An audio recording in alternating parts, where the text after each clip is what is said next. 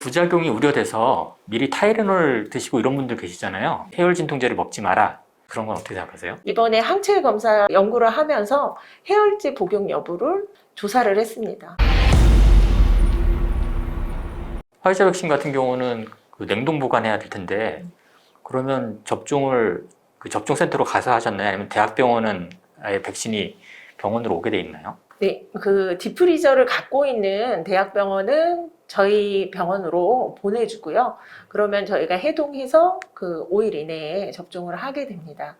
없는 기간은 이제 접종센터로 가셔서 접종을 하셔야 됩니다. 그 아스트라제네카 그 접종 이후에 혈전증 보고가 많이 되면서 독일 같은 경우는 젊은 사람들 1차로 아스트라제네카 맞았으면 2차 때는 그거 맞지 말고 화이자나 모더나 맞아라.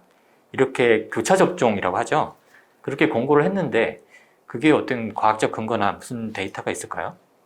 지금 보면 그 교차 접종에 대한 데이터는 없습니다.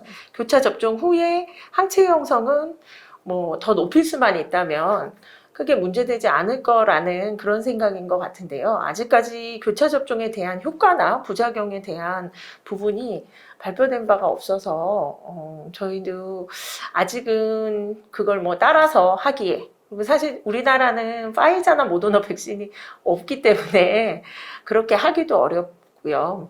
몇몇 병원에서 직원들 접종 후에 항체 검사를 실험용으로 구입을 해서 환자들 검사하듯이 중화항체 검사를 해보면 아스트라제네카 1차만 맞아도 80% 이상의 항체가 형성이 됩니다. 그래서 부작용이 좀 많아서 힘들긴 하지만 힘든 만큼 항체는 잘 생기는 것으로 보여서 이제 1차 접종에서 80% 정도 생기면 사실 이제 2차 접종을 하면 더 높아질 가능성이 많기 때문에 이제 교차 접종도 생각하지 않은 건가 생각은 하고요.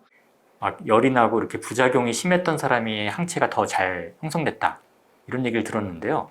실제로 그럴 가능성이 있을지. 그리고 또 이런 얘기도 있잖아요. 뭐 어렸을 때 아데노바이러스나 이런 데 노출 많이 된 사람이 같은 연령대라도 부작용이 덜 생길 거고 그만큼 또 항체도 덜 생길 거다. 이런 것들이 근거가 네. 있는 얘기일까요?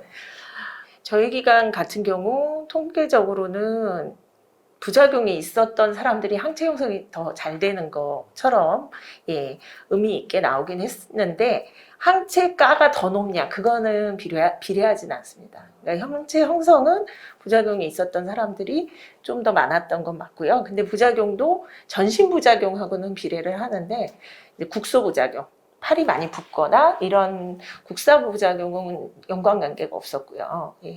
그리고 역가하고는 별 관계가 없어서 그게 두 번째 질문하고 같이 될 것 같은데요. 사실 저희가 이제 60대 이상이 되게 궁금했어요. 그래서 60대 이상의 이제 접종을 받으신 의료진, 의사, 간호사분들을 조사를 해보니까 거의 증상이 없었는데 항체가 굉장히 잘 생겨 있더라고요. 그래서 그러니까 역가 자체는 그렇게 상관이 없을 거라고 생각은 하는데 항체가 생기는 건 부작용 증상, 전신 증상과 관련이 아마 있을 거라고 생각은 합니다. 네. 그러면 만약에 부작용이 우려돼서 미리 타이레놀 드시고 이런 분들 계시잖아요. 또 어떤 권고안에서는 미리 해열 진통제를 먹지 마라. 그리고 또 어떤 곳에서는 그 타이레놀은 괜찮은데 다른 엔세이드는 복용하지 마라. 이런 얘기가 있던데 혹시 그런 건 어떻게 생각하세요? 저도 그게 너무 궁금했어요. 네. 해열제를 먹으면 왜 항체가 안 생길까? 뭐 여러 가지 썰이 있지만 실제로 거기에 대한 대답을 찾기가 어려웠습니다. 이번에 항체 검사 그 연구를 하면서 해열제 복용 여부를 조사를 했습니다. 근데 항체 형성과 전혀 관계가 없더라고요. 그러니까 미리 먹은 건가요? 아니면 열났을 때 먹은 건가요? 맞자마자 먹는 거죠. 미리. 맞자마자 증상이 복용하신 생기기 분도 전에. 있고, 네. 그리고 어쨌건 해열제 부분이 대부분은 타이레놀이었는데 타이레놀 복용 자체는 항체 형성과는 관계가 없다는 거를 사실은 거의 자료가 없습니다. 저희가 그 부분을 사실 좀 강조해서 논문을 쓰기는 썼는데요. 이제 과도하게 많이 드실 필요는 없지만 아픈데 너무 참고 안 드실 필요는 없다라고 생각이 듭니다. 네. 잘하면 그게 논문으로 조만간 볼 수 있겠네요. 네. 예. 네. 미국 같은 경우는 백신의 여유분이 있어서인지 뭐 3차 접종까지도 생각한다. 이런 얘기 있는데 정말 2차만 가지고 충분하지 않을 수도 있을까요? 지금 뭐 기간이 길지 않아서 2차 이후에 얼마까지 막 떨어지고 이런 거 나와 있나요?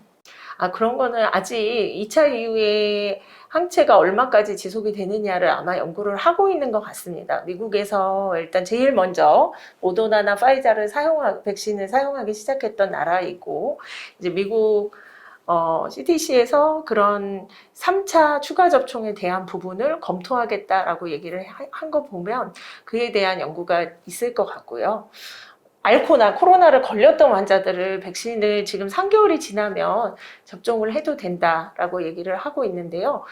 6개월이 지나도 항체가 높은 환자들이 많이 있더라고요. 코로나19에 걸렸던 환자들은 백신 접종을 진짜 6개월까지 더 뒤에 해도 문제가 없지 않을까 하는 얘기들이 조심스럽게 나오고 있습니다. 반대로 그러면 코로나19에 걸렸는데 항체 안 생기는 사람도 있나요? 없었던 것 같습니다. 지금까지는. 예, 실제로 걸린 환자들은 항체가 있는데 그 가볍게 걸렸던, 그러니까 URI처럼 걸렸던 환자들은 확실히 항체 효과가 굉장히 낮은 걸로 돼 있고요. 이제 오히려 연세가 많아도 폐렴이나 이렇게 심하게 걸렸던 분들은 항체가 잘 생기는 걸로 되어 있습니다.